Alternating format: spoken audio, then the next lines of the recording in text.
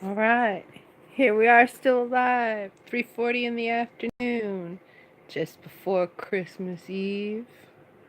I think it's the 22nd. Yes, 22nd. So 23rd, then the next day is Christmas Eve. Not that it's so exciting, but I like it. So, has not rained all day. It's been very dry. Well, you're seeing some. I guess maybe it rained while I was gone, but the grass looks very dry. So I don't know. I guess I've seen enough weird stuff here that I could say, gee, maybe they drove by with their weird ass truck and sprayed some stuff in the. But anyway, this morning it was really dry and sunny and hot. But I could tell that it was gonna rain today because the weather predicting leak started leaking. It leaked like mad. Drip, drip, drip, drip, drip, drip, drip, drip, drip in the sunshine. And then it stopped. And why is this weird? Well, because never leaked before up there. Not while I've lived here. And because I was expecting fresh leaks because the landlady and their husband came and stole my ladder. Just like when they stole the hardware off of my water faucet outside so that I couldn't water, so that there ended up being a buildup of dead leaves and stuff. So let's go just take a picture of that since we're alive still, in spite of everything.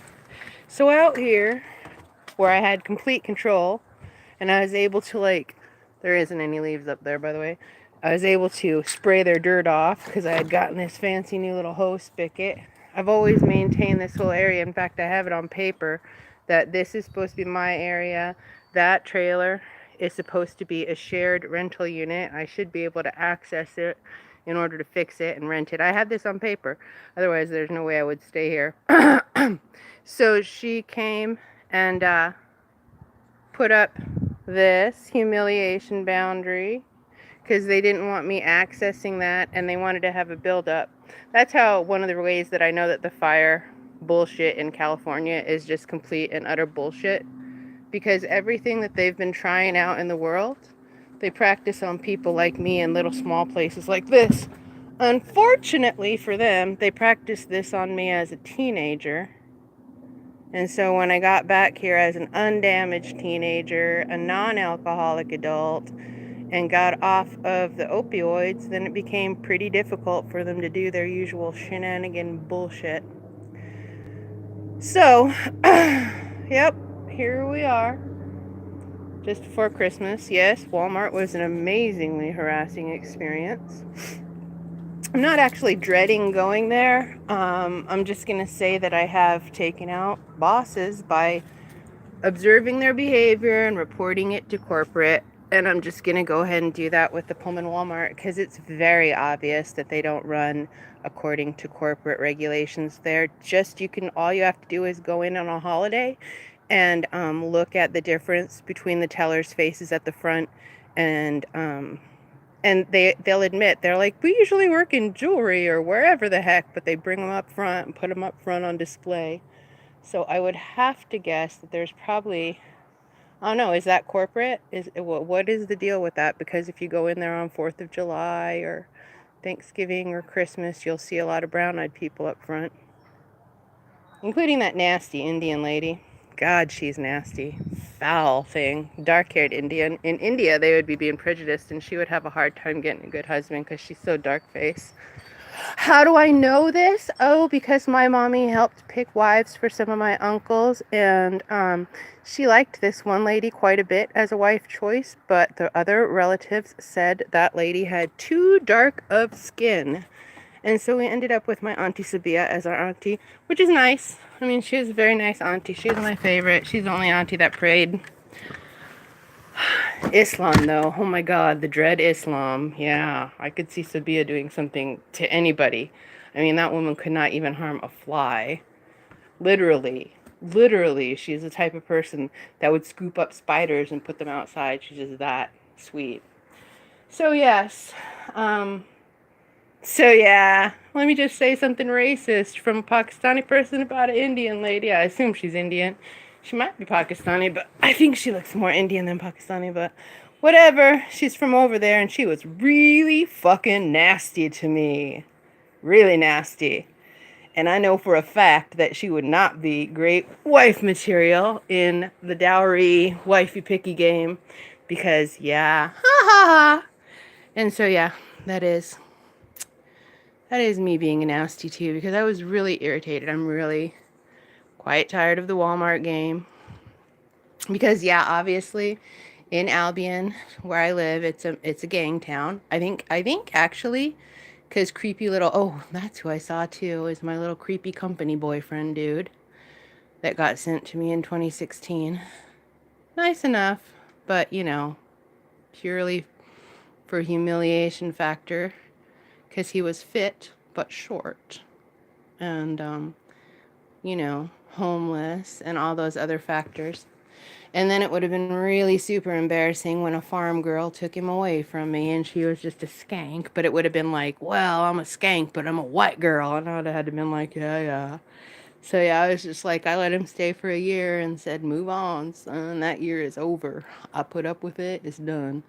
So he moved on. But I saw him today. It was a very stocky experience. And yep, Walmart did the humiliation thing again where she stood there, watched me scan 6 or 8 bags of lentils and put them in my bag. And then the light went off and then she needed to come over and have me pull my bags out. I was just like, I just thought it was funny. I said, well, you know, whatever you need to look at, you just go ahead and look.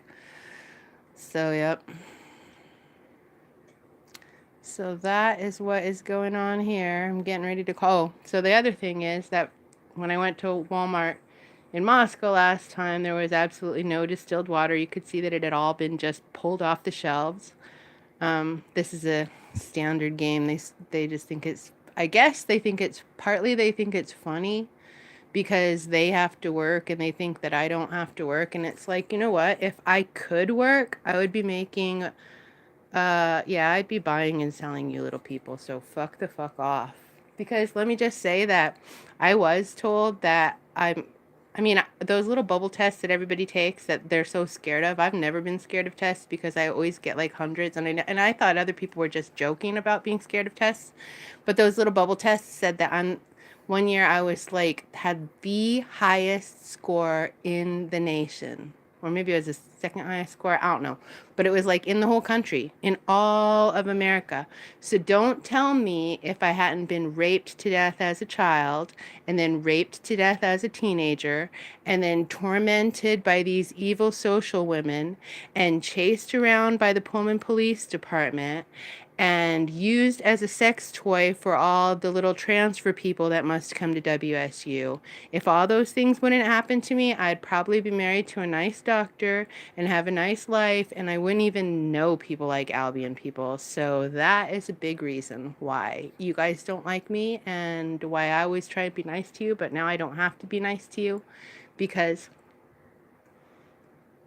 for once everybody got to be honest. So now you can't go back to hiding. So yeah, speaking of which, being followed around by little Chucky from Walmart to Dismore's parking lot to Albion Post Office, and having him even take time to say hi to me was also very funny. I mean, unless he's like lit for the holidays or something, but that man doesn't really usually say hi to me. You know? Anyway.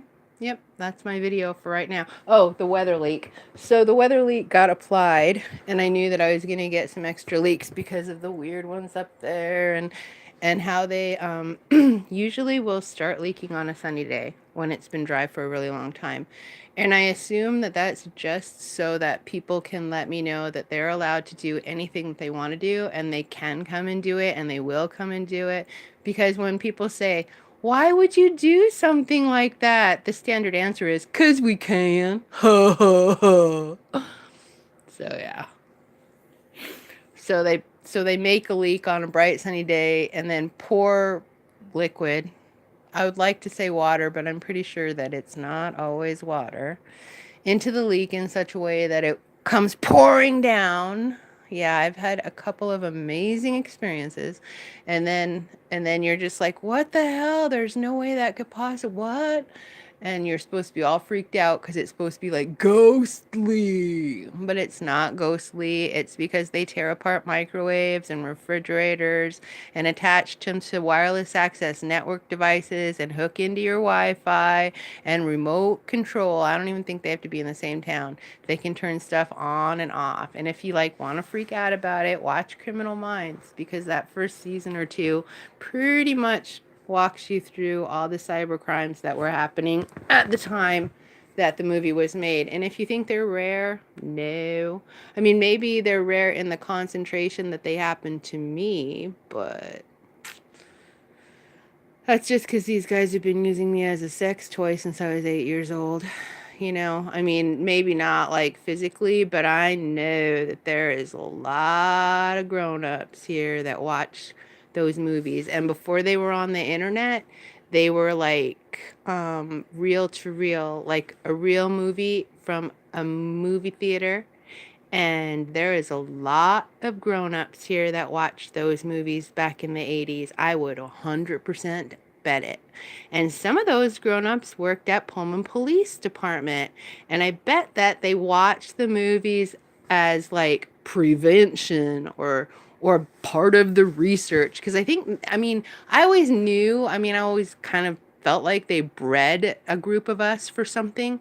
But, and then when I started looking at it, one of us is half Vietnamese, one of us is half Pakistani, one of us is half black, but really tall, you know, everybody's adopted. And it's like, so we were like all exotics. None of us was a dummy, but I could tell that now looking back and thinking about the transfers and how these college kids that are sex offenders transfer around just like the priests, and so you end up in these small town university towns with these really high density concentrations of basically sex predators. And they're the kind of sex predator that, I mean, back then they didn't even call them sex predators. And so I could totally see 50 or 60 years ago the Nazis come over here and they're like, well, let's breed an outlet for them. You know, they're just young, healthy men and they're alpha men and they're going to need to get rid of their seed in order to be healthy. Let's breed them some exotic outlets. We'll make them some companions.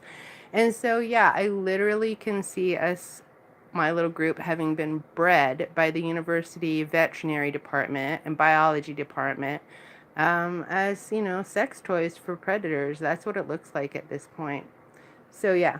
And looking backwards and remembering the eyes of the adults, and then knowing now that I know who those adults had for kids, because back then I didn't know who was related to who or anything, and they just, like, you know, pretend they're this person or that person or the other person. And I was crazy and pretty drunk most of the time. I mean, people drink here till they black out for a reason because it's fucking bad. Not, I mean, and then there's Rohypnol, which I've also seen applied to people, since I don't drink. And for a while when my husband was alive, we still would go out to the bars and listen to music. And I saw some pretty fucking weird shit when I was sober with my husband in the bar and just kind of watching stuff. You see a lot of stuff and you're like, wow, there's some really bad, unwholesome things going on here.